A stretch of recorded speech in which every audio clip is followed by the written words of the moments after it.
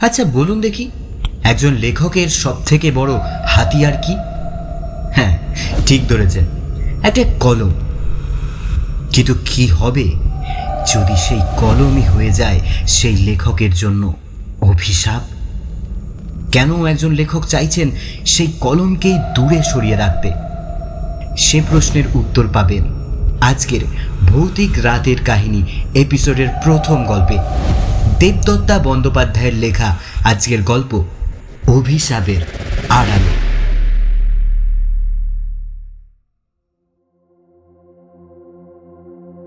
কাঠের কারুকাজ করা সুন্দর নেমপ্লেটটার দিকে একবার তাকিয়ে দুরু দুরু বুকে কলিং বেলটা টিপল উল্লাস।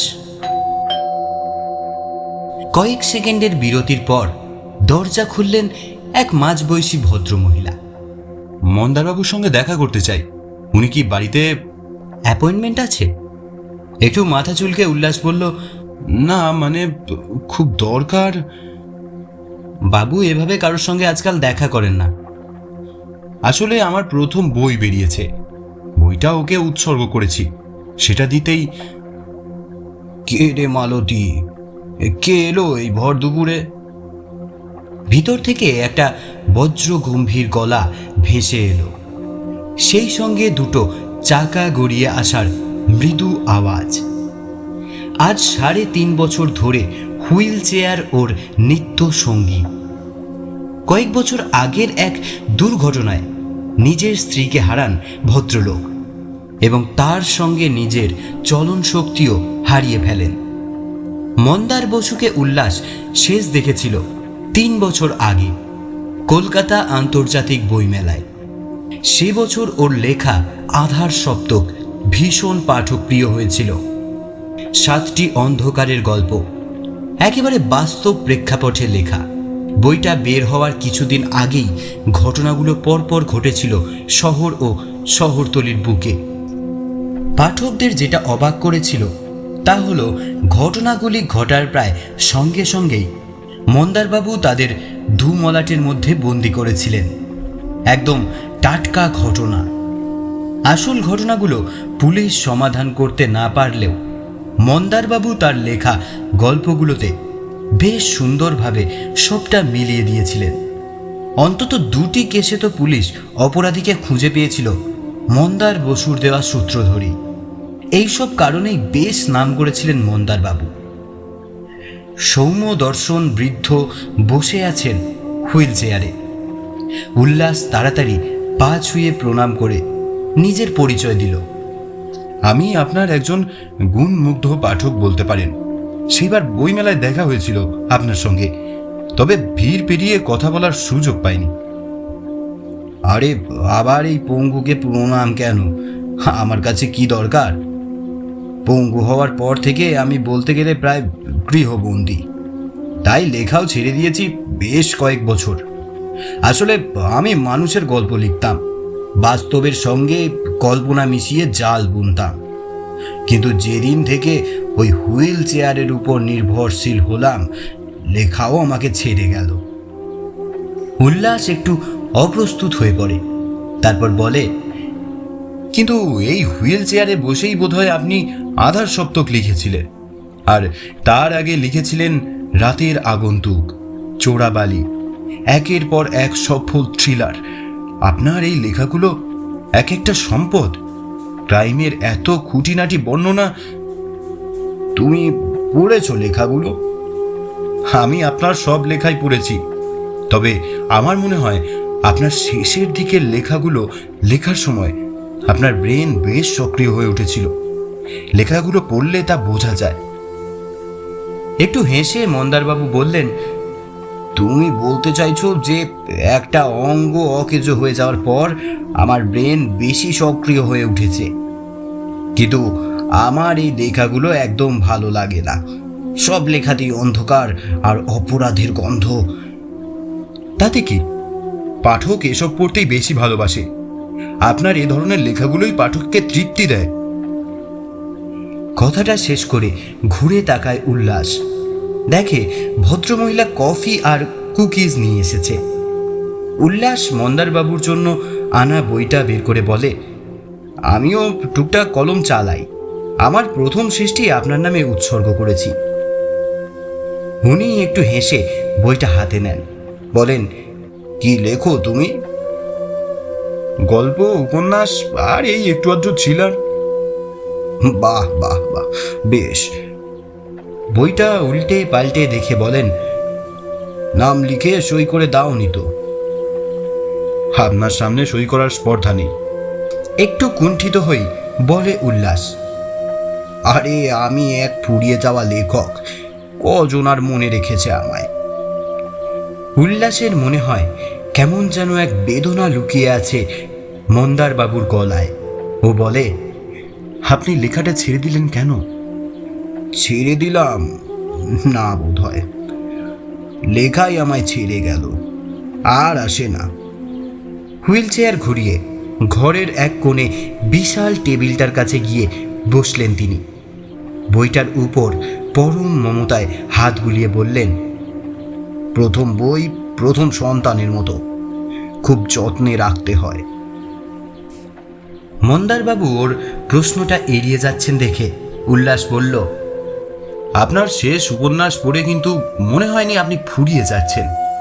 এখনো আপনার অনেক কিছু দেওয়ার আছে আমাদের। আর তাছাড়া থ্রিলার ভালো না লাগলে আপনি অন্য কিছু লিখতে পারেন, সামাজিক, প্রেম, মনস্তাত্ত্বিক। আপনি তো সবেতেই সেরা। লেখা যখন ছেড়ে যায় তখন কিছুই আর মনে আসে না। তাছাড়া আমার লেখাগুলো লোকে কদিন মনে রাখবে? আদেও সাহিত্যের কোনো উপকার করতে পারলাম কি? উল্লাস অবাক হয়ে ভাবে, এমন একজন সফল লেখক নিজের জীবনের সুবর্ণ সময় এসে কেন হঠাৎ লেখা থামিয়ে দিল? সত্যি এভাবে এর আগে ও কখনো ভেবে দেখেনি। সব ট্রাস, ভুসিমাল, এসব সৃষ্টির কোনো বাস্তবতা নেই, অথচ একরকম বিরক্ত হয়ে লেখা ছেড়ে দিয়েছিলাম। কিন্তু একটা যন্ত্রণা। ছাড়ো, তোমার কথা বলো। উল্লাসের মনে পড়ে যায় আধার সপ্তকের পর সে বছর পয়লা বৈশাখে দুটো প্রথম সারির পত্রিকায় ওর লেখা নতুন দুটো বড় গল্প ছাপা হয়েছিল। আর পত্রিকা বের হওয়ার মাত্র 4-5 দিন আগেই একই রকম দুটো ঘটনা ঘটে কলকাতার দুই প্রান্তে। পত্রিকা দুটো প্রকাশ হওয়ার কয়েকদিন পরেই পুলিশের বড় কর্তা ছুটে এসেছিল মন্দারবাবুর কাছে। লেখা প্রকাশ হওয়ার আগেই অপরাধীরা ঠিক একইভাবে অপরাধ ঘটিয়ে ফেলছে, এটা কিভাবে সম্ভব? ওরা কি পাণ্ডুলিপি পড়েছিল? যদি তা নাই হয়, এই গল্পগুলোর আইডিয়া তিনি কিভাবে পেলেন? এরপর আরও দুটো গল্প প্রকাশিত হয়, আর ঠিক সেরকমই দুটো ঘটনাও ঘটে যায় শহর কলকাতার বুকে। এরপর থেকেই নাকি মন্দারবাবু লেখা বন্ধ করে দেন। কফিটা শেষ করে উল্লাস বলে, আপনাকে আমরা খুব মিস করি। পুজো সংখ্যায় আপনার থ্রিলার। উল্লাসকে কথা শেষ না করতে দিয়েই মন্দারবাবু বলে উঠলেন, আমি ভালো আছি বলবো না, তবে লেখার থেকে দূরে কলম যেন আমায় আসলে আর ভালো লাগছিল না। তা তুমি কি লিখছো? থ্রিলার? কি যেন বলতে গিয়েও প্রসঙ্গ বদলে দিলেন উনি। ওই একটু আধটু লিখি টুকটাক, আপনাকে তো আগেই বললাম। বেশ, পড়বো, সইটা করে দাও। বইটা বাড়িয়ে দিলেন তিনি উল্লাসের দিকে। দুর্লভ মুহূর্ত। বুক পকেটে কলম নেই উল্লাসের, কলম রাখার অভ্যাসও নেই। ও ব্যাগ হাতড়ে বলে, যদি একটা কলম। হো, তোমরা তো আবার আধুনিক লেখক, কালি কাগজ কলম বর্জিত। ল্যাপটপে আঙুল বুলিয়ে লেখো, নয়তো ফোনে। আমরা কিন্তু কলম দিয়েই লিখতাম। দাঁড়াও। না না, আমিও হাতে লিখি, কাগজ কলমে, পরে অবশ্য টাইপ করি। আশ্চর্য, এখনকার দিনের লেখক হয়ে হাতে লেখো, সেসব তো এখন ব্যাকডেটেড। লাজুক হেসে উল্লাস বলে, ভেবে ভেবে মন থেকে লেখার সময় কাগজ কলমেই আমি স্বচ্ছন্দ বোধ করি। গ্রেট, দাঁড়াও। বলে ড্রয়ার খুলে উনি বার করে আনলেন একটা হাতির দাঁত আর চন্দন কাঠের কাজ করা সুদৃশ্য কলম। বললেন, এটা দিয়ে সই করে দেখো, এই কলম কার জানো? উল্লাস কলমটা হাতে নিয়ে অবাক হয়ে গেল। অপূর্ব সুন্দর জিনিসটা। এই বইটা টেনে নিয়ে নিজের নাম লিখল। কলমটা খুব স্মুথ। বইটা রেখে ও কলমটা ঘুরিয়ে ফিরিয়ে দেখছিল। মন্দারবাবু বললেন, কেরালার এক নামকরা লেখক তিল্লু ইয়ারাচারের কলম এটা। আমি এক অ্যান্টিক কালেক্টরের কাছ থেকে এই কলমটা সংগ্রহ করেছিলাম। সত্যি খুব সুন্দর। জিনিসটা হাতে নিয়ে এক অদ্ভুত ফিলিংস আসছে। ওটা আমি তোমায় দিলাম, আজ থেকে ওটা দিয়েই লিখবে। এই কথা শুনে অবাক হতেও ভুলে গেল উল্লাস।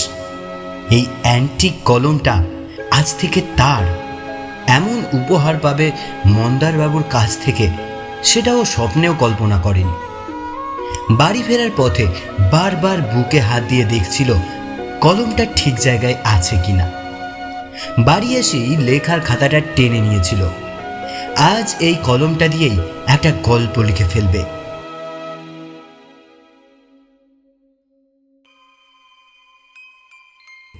নতুন পাতা পত্রিকার পরের ইস্যুতে একটা লেখা দেওয়ার কথা আছে। ঠিক 2.5 ঘন্টা লাগলো 3000 শব্দের একটা গল্প লিখতে। কলমটার মনে হলো একটা বিশেষ গুণ আছে। কেমন তরতর করে গল্পটা এগিয়ে চলল। এবার টাইপ করার পালা। টাইপ করতে করতে গল্পটা পড়ে নিজেই বারবার অবাক হচ্ছিল উল্লাস।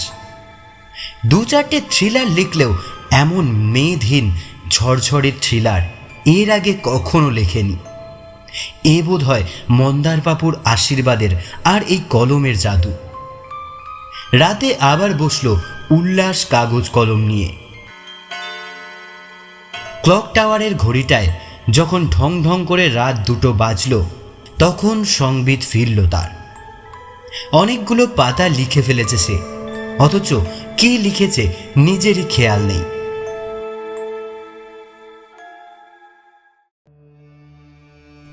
এক সপ্তাহ পর খবরের কাগজে একটা খবর পড়ে চমকে উঠল উল্লাস।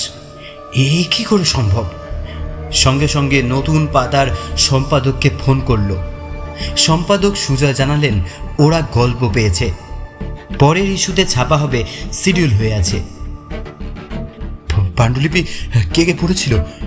প্রশ্ন করে উল্লাস। একটু বোধহয় বিরক্ত হন নতুন পাতার সম্পাদক সুজয়। এসব উঠতি লেখকদের নানা রকম আবদার শোনার অভিজ্ঞতা এর আগেও হয়েছে তার। এবার হয়তো বলবে এটা বদলাবো, ওটা চেঞ্জ হবে। সুজয় গম্ভীর মুখে বলল, গল্পের লেআউট রেডি, মেশিনে উঠবে শুধু। আপনি পড়েছেন গল্পটা? না, টিম দেখেছে ওসব। কেন? না মানে আজকের পেপারের একটা দুর্ঘটনার খবর। কি? উল্লাস তোতলাতে থাকে, বলে, না মানে আসলে একটা দুর্ঘটনা ঘটেছে, অনেকটা আমার লেখার মতো।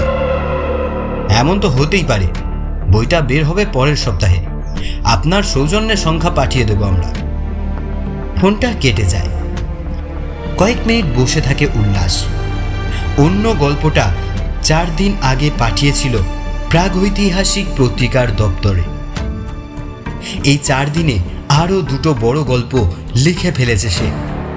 সেগুলো টাইপ করতে বসে উল্লাস, কিন্তু আজ কিছুতেই যেন মন বসাতে পারছে না। এলোমেলো চিন্তারা মাথায় ঘুরছে। 2টো গল্পর শেষটা বদলাবে ভেবেছিল, এখন আর ইচ্ছা করল না। কেমন যেন ঘুম ঘুম পাচ্ছে ওর। কলমটা থেকে মৃদু চন্দনের সৌরভ ভেসে আসছে। উস্কো খুস্কো চুল, এক মুখ না কাটা খোঁচা খোঁচা দাড়ি নিয়ে 3 মাস পর উল্লাস ছুটে এসেছিল মন্দার বসুর কাছে।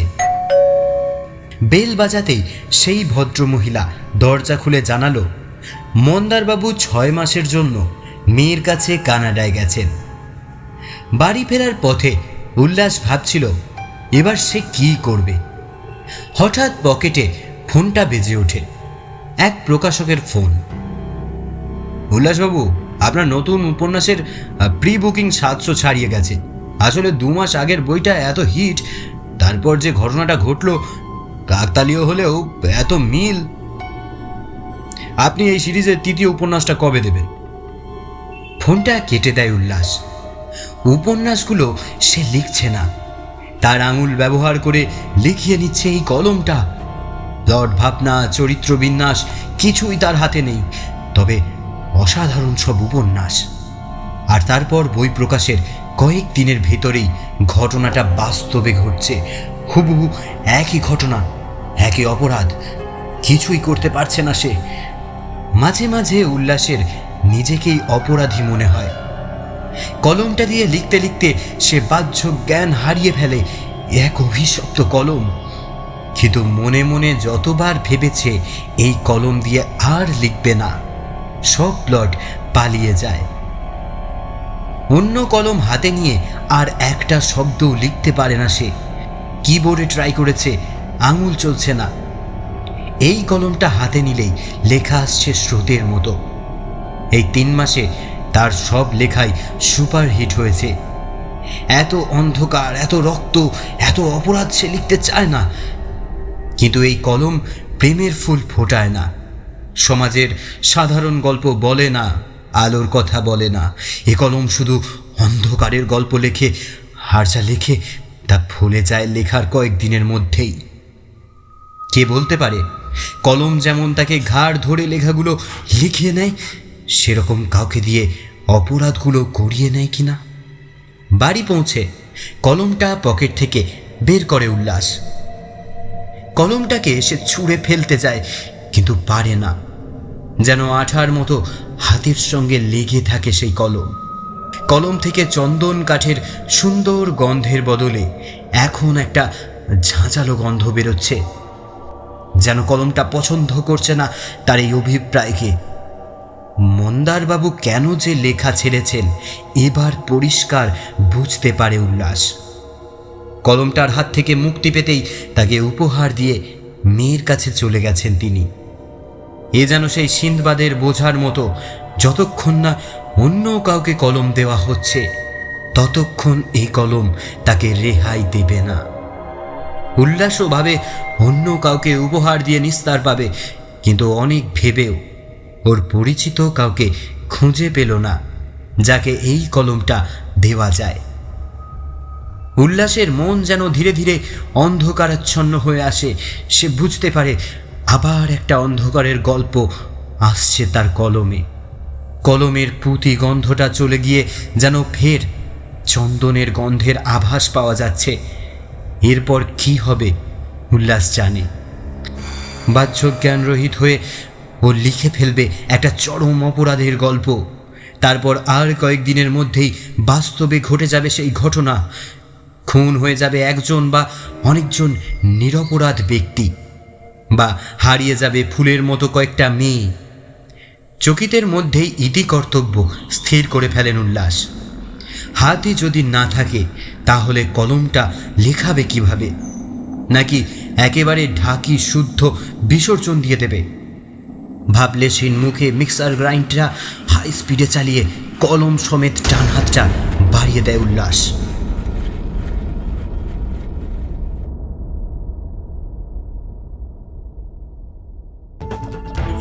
শেষ হলো ভৌতিক রাতের কাহিনীর গল্প, দেবদত্তা বন্দ্যোপাধ্যায়ের লেখা অভিশাপের আড়ালে। আশা করছি গল্পটি ভালো লেগেছে। যদি ভালো লাগে ভিডিওটা লাইক করো এবং চ্যানেলকে সাবস্ক্রাইব করে দাও। আর হ্যাঁ, এখনই চলে যাবেন না, কারণ এরপরে আসতে চলেছে এর থেকেও একটা রহস্যময় কাহিনী। শুনতে থাকুন ভৌতিক রাতের কাহিনী। ভৌতিক রাতের কাহিনীর এই এপিসোডের আজকের দ্বিতীয় গল্প সঞ্জীব চৌধুরীর লেখা বীরজি খাপার জঙ্গলে। তো বেশি কিছু না বলে চলুন গল্পে যাওয়া যাক। 33 বছর ফরেস্ট সার্ভিসে চাকরি করছি। জঙ্গল থেকে জঙ্গলে বাক্স প্যাডরা নিয়ে কতবার যে বদলি হয়েছি হিসেব নেই। মধ্য ভারত আর পশ্চিম ঘাটের রিজার্ভ ফরেস্টগুলোর গাছপালা, কীট পতঙ্গ, জন্তু জানোয়ার বলতে পারো আমার পরিবার।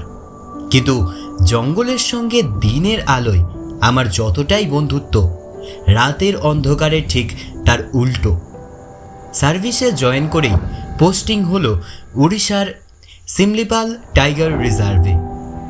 শহরের ছেলে, রাত্রে লুলুত বাংলোয় আমি একা। প্রচণ্ড ভয় পেয়েছিলাম। পরদিন সকালে একটা রোগ চেপে গেল। অন্ধকারের জঙ্গলের সঙ্গে সম্পর্কটা দাঁড়িয়ে গেল প্রতিযোগীর মতো। রাতের অরণ্য যতই ভয়ঙ্কর, আমার ইন্দ্রিয় ততই সজাগ, বুদ্ধি আরও ধারালো, সাহস বেপরোয়া। অন্ধকারে জঙ্গলে একা ঘুরে কত যে অদ্ভুত অভিজ্ঞতা হয়েছে, সেগুলোর ব্যাখ্যা নেই বলেই অনেকে বিশ্বাস করে না। মধ্যপ্রদেশের সাতপুরা টাইগার রিজার্ভের রেঞ্জার কুমার বাসুর কথাগুলো কলকাতার ব্যাংক অফিসার রবিন সেন যেখানে বসে শুনছে, সেখানে জঙ্গল গভীরতম, পদে পদে বিপদের আশঙ্কা। রবিনের 31 বছরের জীবনে জঙ্গলের রোমাঞ্চ এই প্রথম। সে এসেছিল পাঁচমড়ি হিল স্টেশনে ছুটি কাটাতে। কায়দার হোটেল, জমিয়ে খাওয়া, সাইট সিইং। আজই ফেরার কথা ছিল। পাঁচমড়ি থেকে পিপারিয়া এসে জবলপুরের ট্রেন, রাতে মুম্বাই হাওড়া এক্সপ্রেস। কিন্তু রাস্তায় জিপ গেল বিগড়ে। পিপারিয়া পৌঁছানোর আগেই ট্রেন ছেড়ে গেল। অগত্যা জবলপুর যাওয়ার ভাড়া গাড়ির খোঁজ করতে গিয়েই কুমার বাসুর সাথে পরিচয়। কুমার বাসুকে নিত্য প্রয়োজনীয় বাজার করতে মাসে একবার পিপারিয়া আসতেই হয়। রবিন লক্ষ্য করল অলিভ গ্রিন জিপটার স্টিয়ারিংয়ে বসা, লম্বা প্যাটানো শরীর, খাকি ইউনিফর্ম পরা ভদ্রলোককে যে দেখছে, সেই সালাম ঠুকছে। এগিয়ে গিয়ে আলাপ করতেই ভদ্রলোক সব শুনে প্রায় ধমকে উঠলেন। ফিরে যাবে? বাঙালি হলো অরণ্যপ্রেমী জাত। বিভূতিবাবুর অরণ্যক পড়েছ? এত দূর এসে সাতপুরা টাইগার রিজার্ভ না ঘুরে ফিরে গেলে পাড়ায় ছ্যাঁচা করবে যে। তার চেয়ে দুরাত জঙ্গলে কাটিয়ে অন্তত বাঘের গন্ধ শুকে বাড়ি ফিরবে। নাও, জিপে উঠে পড়ো, পরশু তোমাকে জবলপুর ছেড়ে আসবো। জিপ ছুটছে। উঁচু নিচু পাহাড়ি রাস্তার দুপাশে ঘন জঙ্গল। মাঝে মাঝেই হনুমানের দল, হরিণ, বনমোরগ, বুনো শুয়োর দেখা দিচ্ছে। স্টিয়ারিং ধরেই কুমারদা বললেন, আজকের রাতটা বিরজিখাপার বিটে থাকবো। ওটা জঙ্গলের কোর এরিয়া। থাকার অসুবিধে হলেও ওখানে বাঘের সাক্ষাৎ প্রায় নিশ্চিত।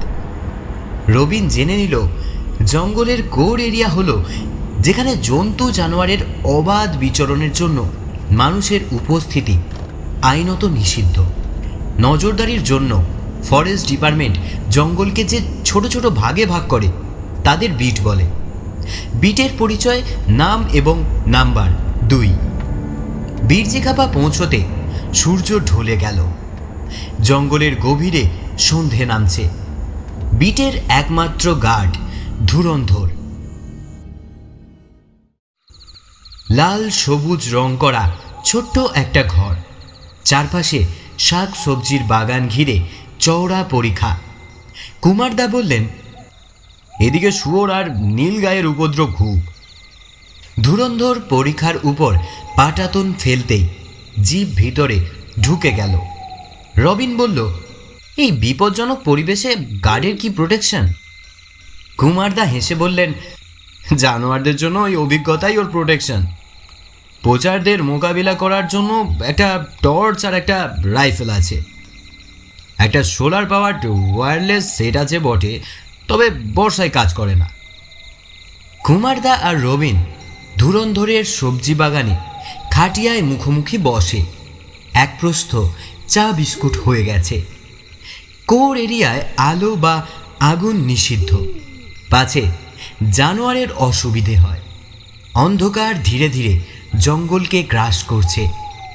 নিস্তব্ধতার গাম্ভীর্য বাড়াতে থেকে থেকে ময়ূরের কর্কশ ডাকও শোনা যাচ্ছে। পরিখার হাত বিশেক দূরে বয়ে যাচ্ছে পারাসপানি নালা।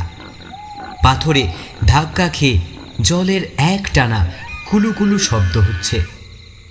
কুমারদা ইশারায় দেখালেন নালার ওপারের ঝোপে নীল ছোট ছোট বিন্দু জ্বলছে। অন্ধকার ঘন হতেই এক পাল চিতল ঝোপ থেকে বেরিয়ে নালায় মুখ ডোবালো। ওদের চোখগুলো এখন আরও জ্বলন্ত। ধুরন্ধর ঘরে কাঠের উনুনে আঁচ দিয়েছে। ডিনারে মাকাইয়ের রুটি আর পেঁপের তরকারি, সঙ্গে লেবুর আচার, বাগানের সূর্যমুখী লঙ্কা। কুমারদা বলছিলেন, বিরজি খাবার পুরনো বাঘিনীর সুন্দরী মাসখানেক পর 3টে বাচ্চা দিয়েছে, কিন্তু ওদের বাবা সেই থেকে ফেরার।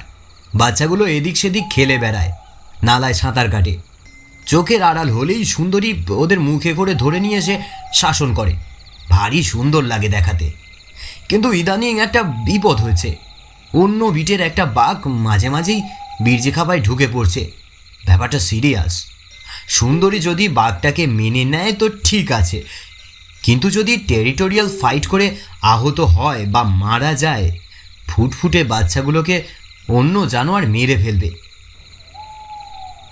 রাতের খাওয়া শেষ। কুমারদা বললেন, আমি একটা কাজে বেরোচ্ছি, তুমি রেস্ট নাও। ধুরন্ধর আছে, ভয় নেই। রবিন হতবাক। নিশ্ছিদ্র অন্ধকারে নিজের হাতও প্রায় অদৃশ্য। আকাশের তারার দিকে তাকালে অন্ধকারে চোখ সইতে সময় লাগে। একটা দুধ সাদা ইউক্যালিপটাসকে এতক্ষণ চেনা যাচ্ছিল, এখন সেটাও নেই। সে বলল, এই অন্ধকারে একা কি বলছেন? এত রাতে কি কাজ? কুমারদা বললেন, সাতপুরায় গত 2 বছরে বাঘের সংখ্যা 47 থেকে বেড়ে 53 হয়েছে। এটা রেকর্ড। কিন্তু জঙ্গলে প্রতিটা বাঘের জন্য চাই যথেষ্ট পরিমাণ নির্দিষ্ট জায়গা। একে অন্যের এলাকায় ঢুকে পড়লে এদের টেরিটোরিয়াল ফাইট ভয়ঙ্কর। ওই যে বাঘটা বিরজি খাপায় ঢুকে পড়ছে, তার একটা কারণ সুন্দরীর আকর্ষণ হলেও ওর নিজস্ব এরিয়ার অভাবটাই সত্যি। সুন্দরীর বাচ্চাগুলোর ভবিষ্যৎ ভেবে বিরজি খাপার কোর এরিয়া বাড়ানোর জন্য আমি 3টে আদিবাসী গ্রামকে কিছুদিন আগে জঙ্গলের বাইরে সরিয়েছি। যদিও প্রত্যেক পরিবার পাকা বাড়ি, গরু, ছাগল আর কিছু টাকাও পেয়েছে, কিন্তু ওরা অত্যন্ত অসন্তুষ্ট। যে কোনো সময় রাতের অন্ধকারে জঙ্গলে ফিরে আসতে পারে। একবার টহল মারতেই হবে। রবিন প্রশ্ন করল, অসন্তুষ্ট কেন? আরও টাকা চাই? না, আদিবাসীদের টাকার লোভ নেই। অসন্তোষটা অন্য কারণে। গ্রামে ওদের একটা মন্দির আছে, বচ্চি দেবিকা মন্দির। পারাস নালা থেকে কিছুটা উঁচুতে পাহাড়ের গুহায় একটা কাঠের ফলক পোতা আছে। ওটাই বচ্চি দেবীর মূর্তি। শুনেছি বচ্চি নামে ওদের গোষ্ঠীর এক মেয়ে ছিল। জন্মানোর পরই কোনো কারণে মেয়েটি মারা যায়। আদিবাসীরা ওকেই দেবী মানে। অমাবস্যার রাতে গ্রামের মেয়েরা নালায় স্নান করে। দেবীর কপালে সিঁদুর মাখিয়ে যখন আগুন ঘিরে নাচ গান করে, জঙ্গলের জানোয়াররা নালার জল খেতে আসতে ভয় পায়। ওদের বিশ্বাস গ্রামের বাচ্চাদের, এমনকি পশুর বাচ্চাদেরও সব রকম বিপদ থেকে বচ্চি দেবী রক্ষা করেন। আর মারাত্মক হলো, দেবী অসন্তুষ্ট হলে নাকি একমাত্র শিশুর রক্তেই তিনি সন্তুষ্ট হন। আদিবাসীদের আশঙ্কা, গ্রাম ছেড়ে গেলে বচ্চি দেবী অসন্তুষ্ট হবেন। অতএব বুঝতেই পারছ। রবিন মর্মাহত। জঙ্গলের জানোয়ারকে বাঁচাতে কোর এরিয়া বাড়ানোর প্রয়োজন ঠিকই, কিন্তু জঙ্গলের যারা অধিবাসী তাদের বিশ্বাসে এই নিষ্ঠুর আঘাত কি উচিত? কুমারদাকে প্রশ্নটা করতে যাবে, ধুরন্ধর ঘর থেকে বেরিয়ে এসে জানালো, স্যার, वायरलेस में 22 नंबर बीट से बोलता है, बच्ची देवी मंदिर के आसपास से कुछ आवाज आ रहा है। लगता है कोई बच्ची रो रही है। हम बंदूक लेकर अभी आया। কুমারদা খবরটা শুনেই দাঁড়িয়ে পড়লেন। এই ভয়টাই করছিলাম, নির্ঘাত কেউ ফিরে এসেছে। রবিনের তখন প্রাণ সংশয়। ধুরন্ধর যদি কুমারদার সঙ্গে চলে যায়, একা একা ভয়ে আধমরা হয়ে পড়ে থাকার চেয়ে বাঘের পেটে যাওয়াও সম্মানের। তাই সে বলল, কুমারদা, আমিও যাব। পাছে শুকনো পাতায় পায়ের শব্দ কানে যায়। পারাস নালার জলে নেমে সন্তর্পণে পা ফেলে 3 মূর্তি এগোচ্ছিল বচ্চি দেবীর মন্দিরের দিকে। আগে কুমারদা, মাঝে রবিন, পিছনে ধুরন্ধর। নালার দুপাশে মিশ কালো জঙ্গল।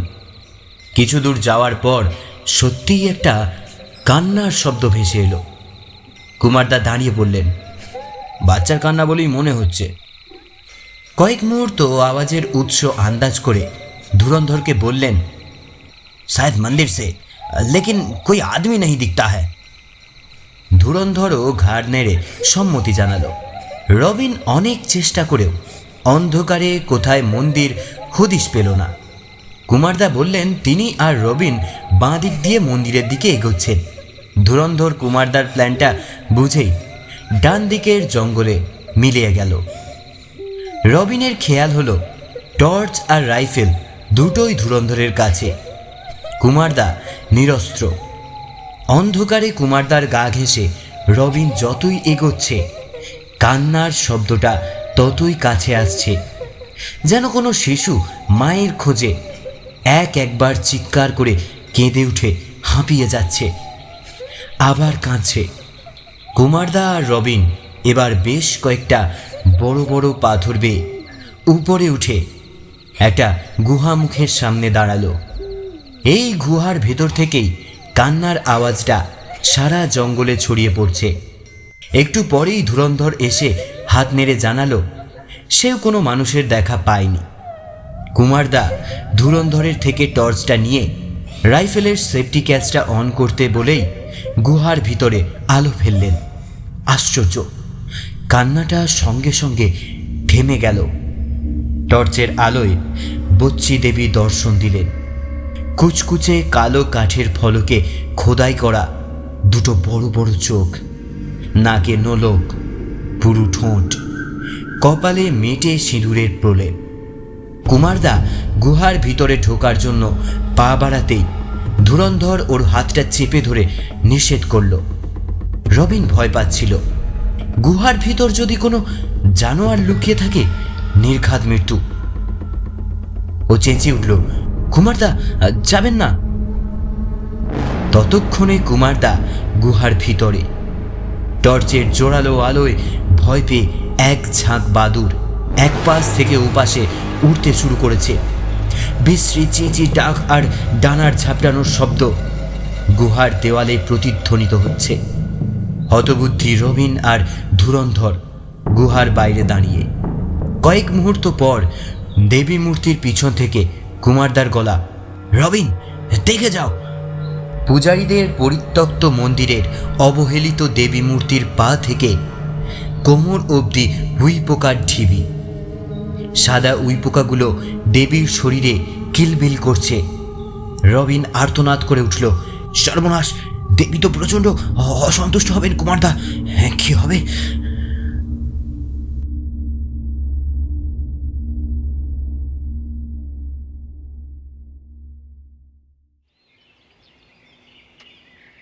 সকালের রোদ মুখে পড়তেই রবিনের ঘুমটা ভেঙে গেল।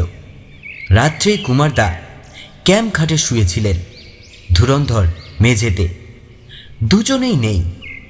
দাওয়ায় বেরিয়ে দেখল ধুরন্ধর তুলসী তলায় ধূপ দিয়ে আর কুমারদা ইউনিফর্ম পরে সেভ করছেন।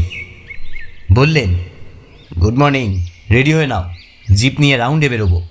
সুন্দরীর বাচ্চাগুলো তোমার জন্য অপেক্ষা করছে। কাল রাতের অভিজ্ঞতার পর রবিন এখন জঙ্গলকে অনেক সহজ চোখে দেখছে। ছাতুর শরবত দিয়ে ব্রেকফাস্ট সেরে জিপে উঠেই বলল, কাল রাতের কান্নার রহস্যটা কোনো কিনারা করতে পারলেন? কুমারদা জিপটা সাবধানে পরিখার বাইরে এনে কিছু একটা বলতে যাচ্ছিলেন। ঠিক সেই সময় জিপের ওয়্যারলেস সেটটা ঘর ঘর করে উঠল। হ্যান্ডসেটটা উঠিয়ে কিছু একটা শুনেই কুমারদার চিৎকার, ধুরন্ধর রাইফেল দাও। হাই স্পিডে জিপ ছুটছে। রবিন সামনের হ্যান্ডেলটা শক্ত করে ধরে। কুমারদা এতক্ষণে মুখ খুললেন, বাঘটা কাল রাতে আবার বিচিগাপায় ঢুকেছিল। সুন্দরীর একটা বাচ্চা মিসিং। বেচারা পাগলের মতো বাচ্চাটাকে খুঁজছে। একটু আগেই বচ্চি দেবীর ওদিকে বাঘটার পাগমার পাওয়া গেছে।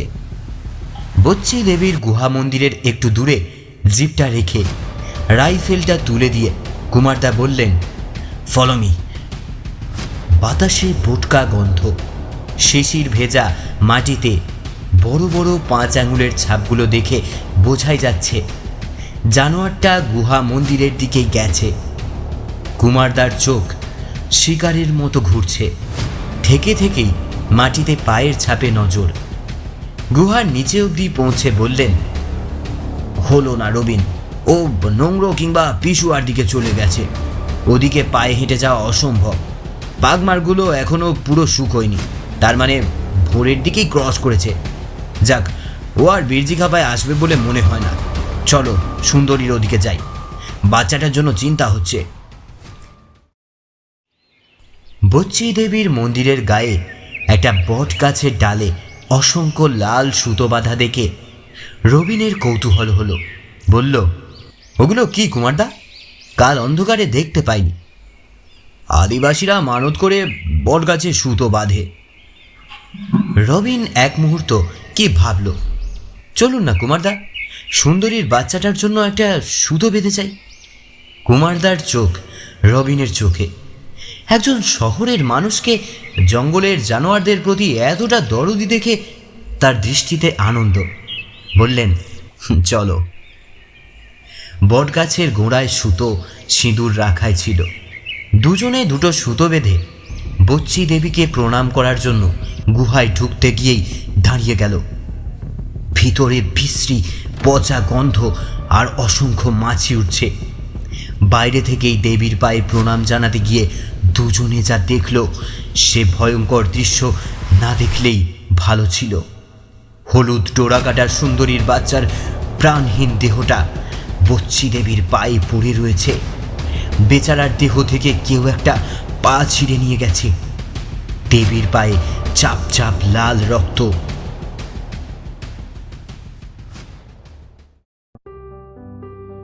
জবলপুর স্টেশনে ড্রপ করে কুমারদা যখন রবিনকে গুড বাই করলেন, রবিন বলল, একটা রিকোয়েস্ট করব কুমারদা, রাখবেন?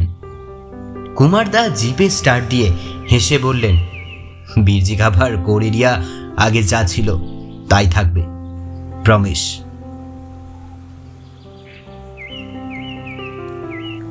শেষ হলো ভৌতিক রাতের কাহিনীর দ্বিতীয় গল্প, সঞ্জীব চৌধুরীর লেখা বীরজিখাপার জঙ্গলে। আশা করছি আপনাদের সকলের গল্পটি ভালো লেগেছে এবং দুটি গল্পই ভালো লেগেছে। যদি ভালো লাগে এবং এখনো পর্যন্ত শুনছেন কিন্তু লাইক করেননি, একটা লাইক তো এবার করেই দিন।